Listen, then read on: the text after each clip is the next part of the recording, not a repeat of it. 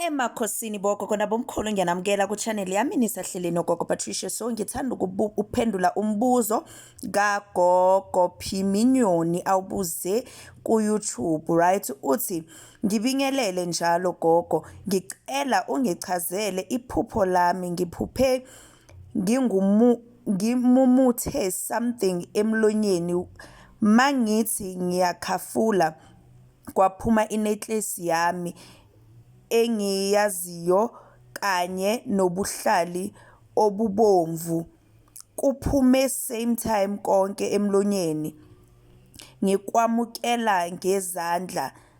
Ngabe kuchaza ini gogo? So thank you so much gogo for asking, right?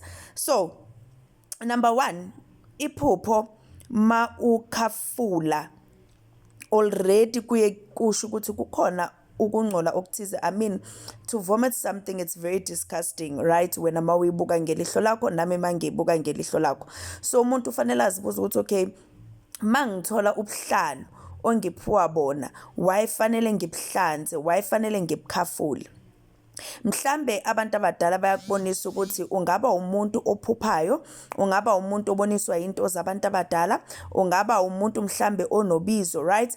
But kukhona ledlozi leli elingcolile leli that whenever you dream of, you tend to believe and accept their things. Manje bayakhiphisa bona, bayakhafulisa ukuthi no, kuyanyanyisa. Ingabe lo muntu mhlambe ushone anokungcola okuthize, uneyikhwama ezifanele zigezwe, right? Alikho idlozi elivalelwa ngaphandle mntanethongo. Angeke ngithi kuwe idlozi elibi livalele ngaphandle. Engikushoyo ukuthi wena into ofanele uyenze, ufanele ugeze, uhlambulule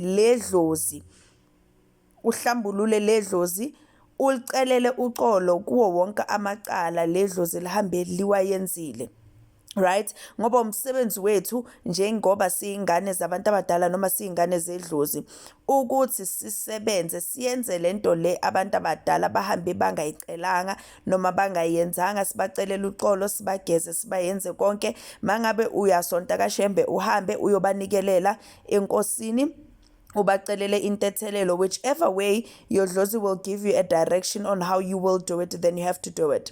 Emakhosini gogo, I hope you understand and I hope this makes sense.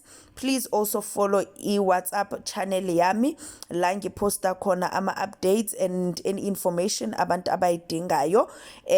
Mawungaya ku-community, community post yami ngipostile ilink lapho, you just click on the link and it just takes you to WhatsApp yami. Ngiyabonga emakhosini leseli khanya camaku, uNkulunkulu anibusise khanya kube mhlophe bayeti.